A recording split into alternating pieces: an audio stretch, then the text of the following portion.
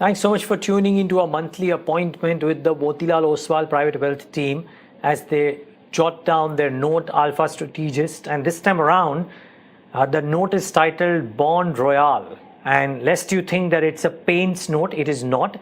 But it paints a picture about what could potentially happen because of India's inclusion in the JP Morgan Global Emerging Markets Index. Arguably maybe a few more as well. The gentlemen who join us every time to talk about this note join us yet again. Ashish Shanker Nitin Shanbhag. Both of you, thank you so much for taking the time out. It's an interesting note in that there is a lot of focus that you've given in the last 30 days, I presume, or last 40 days to this bond inclusion because the note is titled Bond Royale as well. Yeah, thanks, Niraj. It's always nice to be here for the Alpha Strategist show. Whilst I know your viewers have a lot of interest on Indian equities and there has been a lot of momentum in the markets, but we thought what caught our attention last month was really developments in the fixed income space.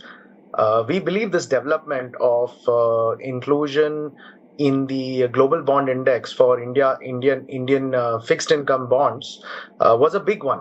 And big one because if you look at the Indian equity markets, right, FIs are reasonably invested. I mean, out of the free float, I think FIs would be close to 40% holding. Whereas in fixed income, on the contrary, FIs have a very small holding in Indian government securities or Indian bonds, and we believe, I mean, basis what we have read, it could actually trigger a $30 to $40 billion inflow into Indian bonds. So we thought this is a big one, and actually it's interesting to note that in the US, right, bond yields have been under pressure of late. And that's because Fed has continued to be hawkish, inflation has continued to be sticky. But given this development, the Indian bonds have really not run up too much. The other reason why this news is really important, Niraj, is that it changes our stance on long yield bonds in India. I mean, we've actually, after a very long time, I don't recollect when, we've given a buy call on funds which have duration, because we believe a year or two down the line, the 10-year yields or the long end bond yields in India will be much lower, and there is a very high possibility of earning close to a double digit or a double digit return in Indian long yield, long tenor bonds or funds which have high duration. So very, very interesting development. We thought we must cover it and put some spotlight on it. So maybe Nitin, if you would like to cover any more details, over to you. We believe that India does have the necessary reserves. Today, the forex reserves are around $587 billion, right? Which gives us close to 10 to 11 months of import cover. The other aspect is the movement of the rupee vis-a-vis the dollar. And as against what we saw in the previous fiscal, where there was a sharp depreciation in the rupee, we feel that that is unlikely to be the case going forward, and the rupee should be fairly stable, which again augurs well from a foreign investor's perspective. Other two aspects are the fiscal deficit, because as and when this money starts trickling in, the government will have enough and more demand for long-dated G6, which will take care of the government borrowing program to a very large extent. And hence, the government will have the necessary armory to actually go and spend a little bit more on infrastructure and other important areas. And of course, the last is the bond yields or cost of borrowing, which over a period of time should decline eventually, and which can also help margins on the equity side. Nitin, just wondering, is this embedded upon assumptions of some other inclusions as well? Because otherwise, this is a one-off $30 billion, $35 billion, $40 billion inflow event happening sometime mid-2024, not necessarily something that will be recurring in nature. So inclusion in the JP Morgan index could lead to about $23 to $24 billion, because the entire suite that they cover is about 223 or 230 odd $billion. So 10% of that should come to India eventually, but it will come in stages. We are not really implying that India should necessarily get included in the other bond indices as well. As and when that happens, it's obviously going to be a positive. So as against the current 23 odd billion, that could move up to about 35 to 40. But irrespective of that, I think this is a fairly large sum of money, Niraj, to actually come in. Even if it starts trickling in, the bond yields will not wait, right? There'll obviously be signs of buying that will come in, and hence we believe that starting mid of next year onwards, June 2024, we should see some signs of that trend going lower as far as the 10-year maturity papers are concerned. Okay, Ashish, a question here. There are people who, I mean, everybody of course lauds this happening because it was long awaited and it finally happened. But there are people who believe that this is more something that gives a backstop to the currency, more importantly, at a point of time when the other macroeconomic variables, notably crude in particular, is not necessarily very, very favorably placed. It may not really flare up too much from where it is right now, unless geopolitics worsens significantly. But even at the current levels of $5 or $10 higher, we are entering into a worrying zone. And therefore, what this does is give a bit of a backstop as opposed to necessarily being a big positive. Would you differ? I mean, let me put it in perspective. See, we don't know which direction crude is headed. Obviously, there has been a recent flare-up. And like we discussed, I think last month also, our base case view was that it will not sustain there and it will eventually come off. But yes, if crude were to flare up and, crude continues to be our largest import item even now, then definitely these flows will be like a backstop to the currency.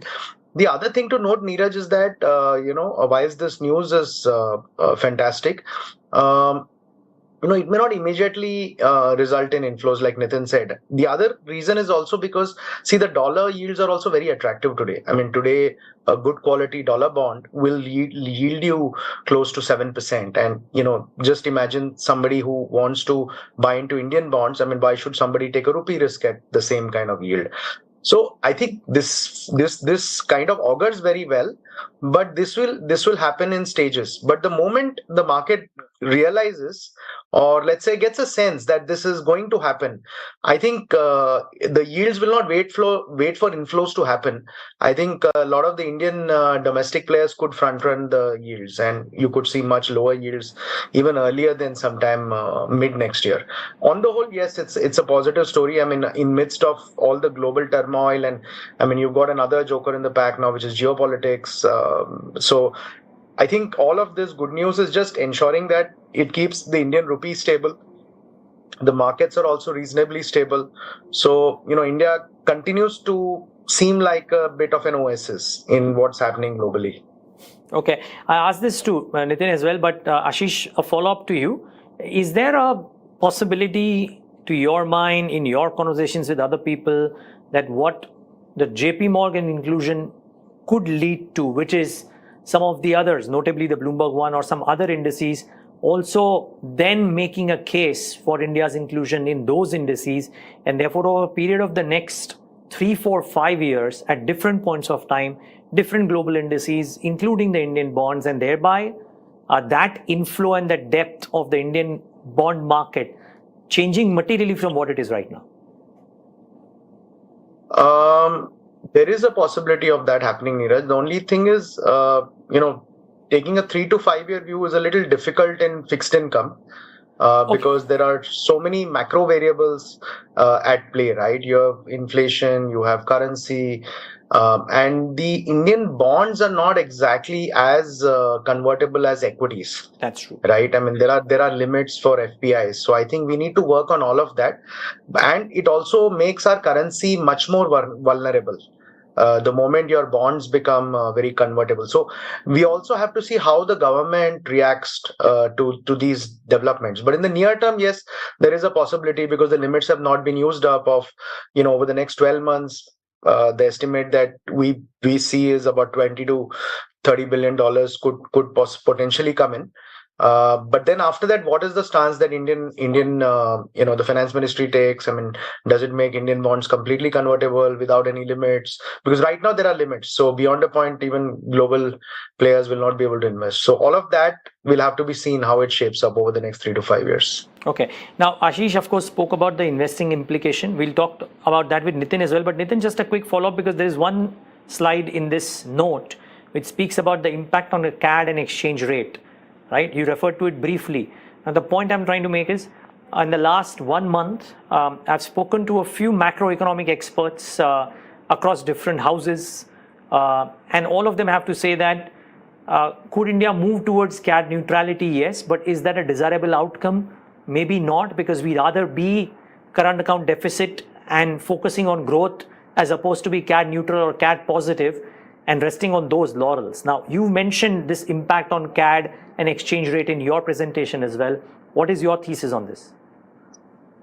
So one of the key drivers for our CAD in recent times or recent years has obviously been software exports, right? And that to a large extent has been relatively stable at a pretty high level. Even last year and ongoing this year, we have seen close to about $150 billion. And that is more or less offsetting the kind of imports that we are making on the crude side. That's basically why the currency is also to a large extent stable. So 1.3% is what our CAD looks at for this fiscal. We expect the same thing to continue going forward as well. And I think you're right that it'll be preferable for a country like ours to have some kind of a deficit, and where the government has the incentive to go and actually spend a little bit more. Okay. Now Sorry, Ashish. Yeah, please make your point. Also, the nature of deficit is important. So one is the current account, right? Current account deficit actually is not very desirable, but we can't help it because we are dependent on crude. We're dependent on import for crude. But let's say, for example, if the deficit overall widens because there is import of machinery for enhancing capex, etc. That's not too bad. That's a good idea. If you remember, I think this was 3-4 years back, the electronic imports became a big item, and that's when this entire Make in India story started. The electronic deficit, because we were basically buying a lot of laptops, mobile phones, and that was burning a hole in our current account. I think that is now getting under control, and primarily because of service exports. And now we are cognizant and conscious, and we are telling all these global people that, hey, if you want to sell mobile phones, you want to sell laptops in India, then please make in India. Yeah, no, that's a valid point as well. Thanks for bringing it up, Ashish. Now, let me try and focus this, therefore, on the implications on investing. Ashish started off by saying that this is the first time in a long time, I believe, that you've recommended increased duration in a fixed income portfolio. Nitin, I want you to come in and tell us what is the recommendation on the fixed income portfolio and how, because there's this slide which lays it out about how 65-70% should be in a combination of multiple things. So please lay it out for us. Sure. So in recent months, we've been communicating that the 3 to 5 year maturity on the GSEC or on the AAA curve is a sweet spot for us, because there was really no juice to be played in from a 10-year standpoint. Now with this news, what we are saying is we are upping the maturity profile in clients' portfolios to somewhere between 7 to 12 years, right? Just to put a calculation as a thumb rule, any 10-year maturity paper typically has duration of about 6.6 years. And interest rate movement or the capital gains or loss that you make on a long-dated paper is typically measured by its duration. So, for example, if yields go down and you invest into a 10-year paper, you get two benefits. You are earning accrual. Today on a 10-year GSEC, the accrual is close to 7.35%, right? Because post the recent RBI policy, you had actually seen yields move up a little bit on account of the RBI communicating that they are going to squeeze in a little bit of liquidity. So you're going to get accrual for the next 2 to 3 years. And eventually, let's say when yields start coming down, you'll get the benefit of capital gains. How is capital gains calculated? If yields move down by 50 bips, and if your duration is, let's say, 6 years, then 6 into 0.5. So basically 3% is your capital gain benefit. If yields move down by 1%, then 6 years into or 6 duration into 1%, which is essentially 6% is your capital gain, which adds on to the accrual that you make. So this we believe is a call that investors should take in a meaningful manner. Obviously, most of your allocation would traditionally go to core, stable, accrual-oriented funds, along with the multi-asset equity savings funds. But we are saying that it would be prudent now to actually add in some bit of duration. You could either do it through debt mutual funds, which have that 10-year maturity and beyond, or you could even take exposure to directly into bonds, whether it's GSEC or AAA rated bonds. Both should serve your purpose, because there really is no difference in terms of taxation in both, albeit that in mutual funds, the entire gain comes to you by way of capital gains. In the bonds, there is an element of coupon which gets paid to you, and then there is the capital gain which will come to you later. Okay. Ashish, a follow-up. You also mentioned that, again, we're sticking to fixed income, and then I'll move to equities for the last couple of questions. But you mentioned that to overall, and maybe Nitin spoke about it, but I'm just wanting to understand from you that in order to improve the overall portfolio yield, 30-35% of the overall allocation to be allocated to either private credit or high yield NCDs. Now, is this a marked deviation from what was the case maybe a couple of months ago? Look, I think the credit space continues to look attractive because the overall credit profile of the country, corporates, has improved dramatically over the last 3 to 4 years. So today, structured credit funds give anywhere between, you have some performing credit funds between 12 to 14%, and then structured debt funds which give you all the way up to 18%. So we are quite comfortable allocating part of customer portfolios in these kind of products. But the other part of the product where you're trying to get some double-digit returns now can be simply achieved by having duration funds, like Nitin explained. And I just want to clarify little more to your viewers, because these terms like duration, basis points may be a little complicated. In a bond fund, let's say with a 10-year duration, let's assume that the yield is 7%. So 7% is like the earnings, profits, right, over a 1 year. You will get your 7% if you stay for 1 year in that instrument. And the one-time kicker you get is when the yields or interest rates move down. Let's say, like Nitin explained, 0.5% if the interest rates go down, and 6 is the duration of the bond or the fund, then you get 3% extra. It's like a PE re-rating. So you end up getting 10-11%. So without taking too much risk on the credit side, today you can get a double-digit return, is what we believe, over the next 12 months to 18 months. Got it. Thanks for that explanation, gentlemen, both of you. Thanks for simplifying it for us as well, Ashish. Now, just a brief mention on equities as well. Can't leave a conversation without that. How is that pie shaping up as we enter the Q2 earnings season? Yeah, I think the valuations look reasonable. We spoke last time as well. I mean, you're closer to 21, 22 times on the Nifty, and this is much cheaper than where you were in 21. You were at 28, 29 kind of multiple. So earnings have outpaced the appreciation in the value of the index. So large caps are looking very reasonable. Small and mid caps have also run up quite sharply.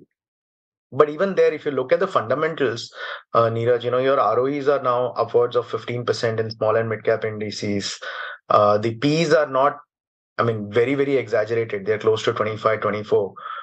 So all we are saying is that tread with a little bit of caution and little bit of awareness when it comes to allocating in mid and small caps. And that's why we are saying that portion of the market, you should completely stagger your investments over the next 12 months.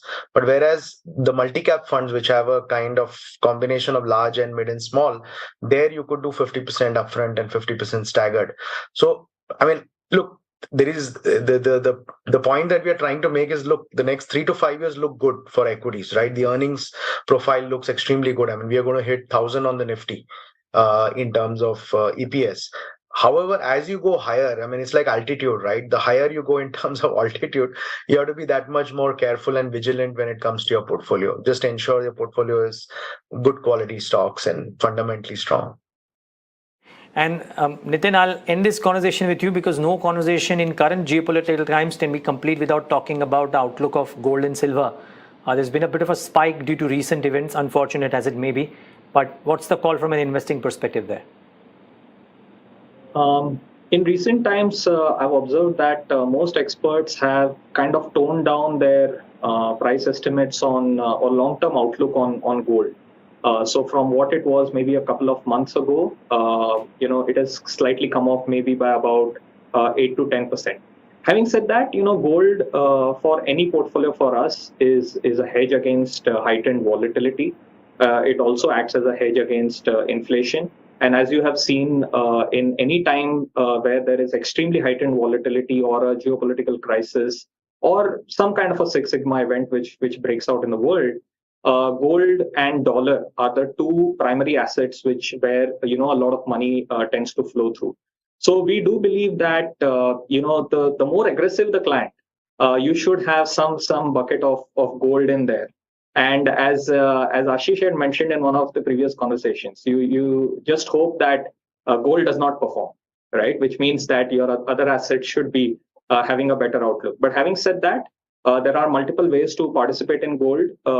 We believe one of the better ways is to participate through the sovereign gold bond, right? Where you keep getting a coupon payment for 8 years. And at the end of 8 years, the capital gain, there is no capital gains on that paper. Otherwise, there are mutual funds or even physical gold if someone wants to partake. Got it. Gentlemen, lovely talking to you. Thanks for taking the time out and talking about a very different Alpha Strategist note relative to the recent past, but I guess the events demanded so. Thanks, Niraj. Pleasure. Thank you. The pleasure was ours, and viewers, thanks for tuning in to hear the conversation with the Motilal Oswal Private Wealth team on their monthly product, Alpha Strategist.